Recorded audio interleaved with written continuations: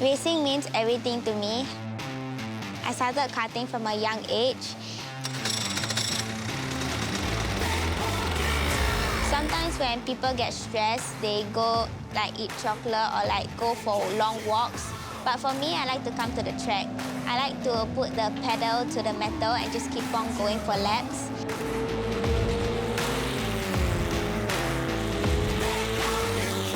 I was a go-kart driver. Now I'm a Formula 4 driver, and I hope to be a Formula 1 driver.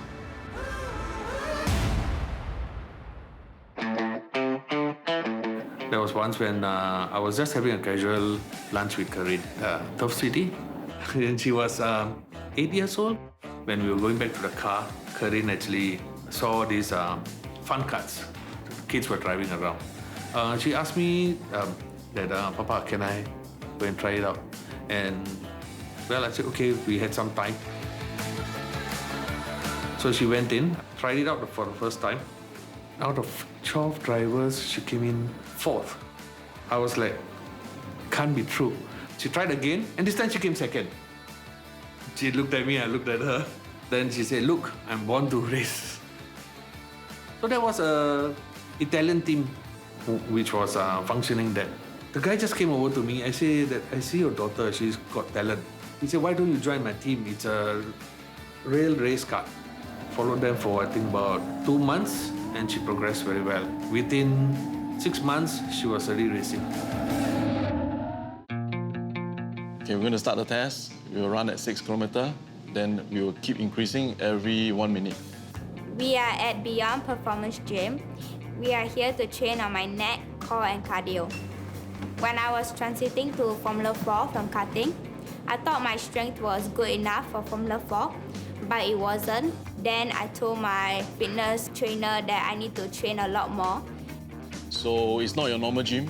We are very driven by science and numbers, so you can actually look at numbers and improve the performance of the athlete. Fitness is very important to a racer because the fitter the driver, the performance will not be affected when there is fatigue. VO2 max testing is extremely important because when we are driving, we need to be able to think clearly. So it's extremely important to develop the correct exercises to improve VO2 max. Okay, let's get this on you, nice and comfortable, exactly like a helmet. So basically what will happen is we want to test your neck strength, pulling, but without using your torso. So you shouldn't be doing this. Yes. So a driver's head weighs approximately 4-5 kilos, plus a helmet, which is 1.5 kilos approximately. When we're going through a corner, the G-forces on the neck is upwards of 2.5 to 3.5 G. So that means that the neck has to be able to sustain a load of more than 10 to 20 kilos. So it is very important for the driver to keep their neck strong. Go, go, go, go, go, go, go, go, go, go. Wow, 13.6. Very strong. Very good, very strong. So you're going around the corner, right? It's 3 G-force. That's amazing. Lock in. Okay, then go up.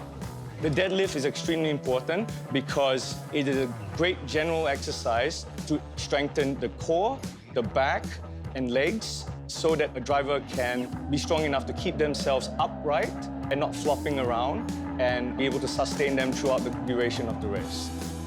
Kareen is an extremely fast and promising driver. With the right training, with the right mentality, and the right backing, she is able to go all the way to the top.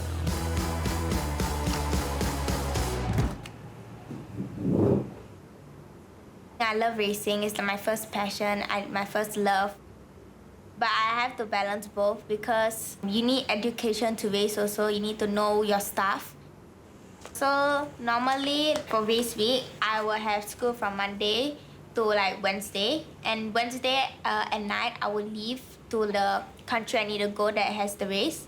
My practices starts on Thursday, and Friday, Saturday, Sunday is the races. And then I'll come back to school on Monday. Sunday will be my flight back. The thing that I sacrifice the most is my social life. I'm still a teenage girl, so I also kind of feel a bit sad when I see the stories of my friends going out.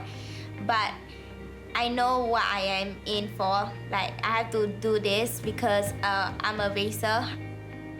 I think studies is actually learning skills like analytical skills, things like that, learning how to speak, very important skills. And also it's the social life that she needs to also develop as well. A racing career, there's a certain age to it in any sports. Then what's next? So it's good for her to also get a certain level of education. If you want to go pro level, a lot of kids pay attention more on racing. And when you have commitment in school as well, it affects how much time you're going to put in your gym. And the people that she compete with are full-time drivers. So she does lose out in that sense.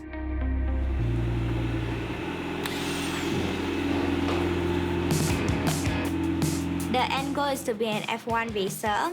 So you have to start off with karting first, and then you move on to Formula 4, then like F2, then F1. Sorry, okay. Braking point. In Singapore, I don't have a facility to train for Formula 4, so I usually train in China or in Malaysia.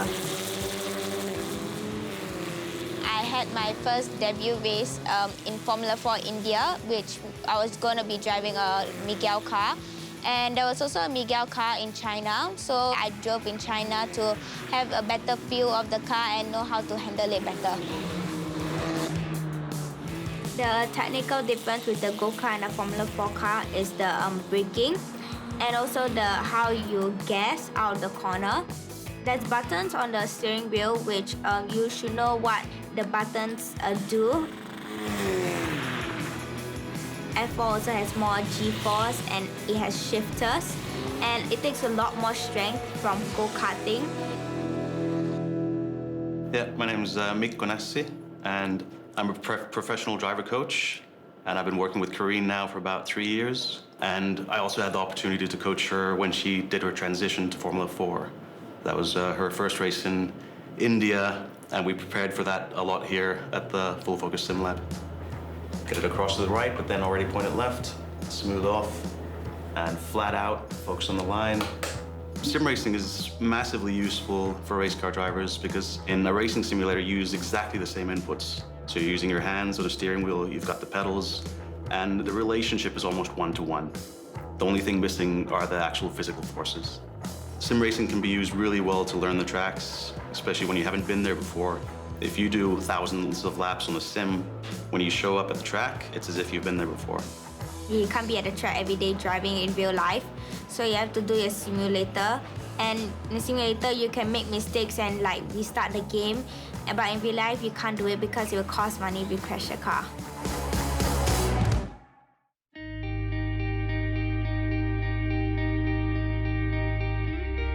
What time is your gym? Either 5:15 or 6:20. You go for the 5:15 one. My dad has always been here for me from the start of my racing career until now. He supports me financially and also has been there like everywhere I go when I go overseas for races.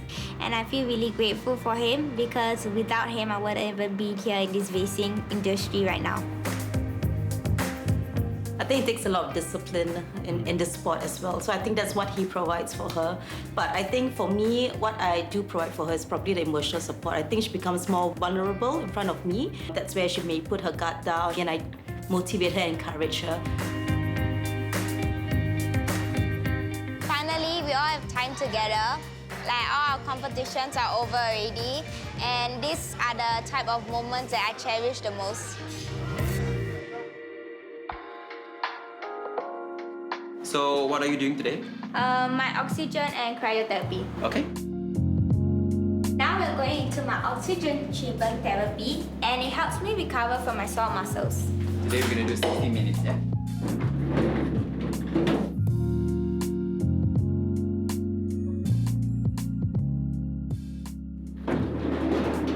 Hello. Hi. I'm back. Now we are going to go for our cryotherapy, and it helps reduce my inflammation. Let's get you prepared. Here you go, some gloves. And your earmuffs. Thank you. I do this recovery 2 to 3 times a week. My father introduced this to me because it's really physically demanding for me. So I usually go to my oxygen or cryotherapy for me to help me recover faster so that I can get back to training even faster.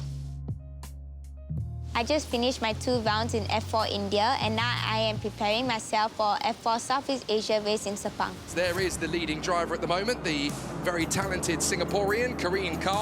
The outcome I hope to achieve in this race is to get top 10, get points, because it's my first ever debut race in Formula 4 Southeast Asia in Sepang.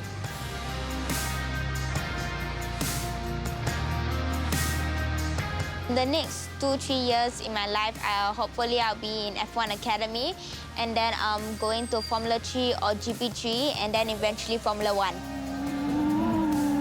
Recently, I inspired a few female drivers, and it felt really touching to me because I know that they look at my journey and I inspired them.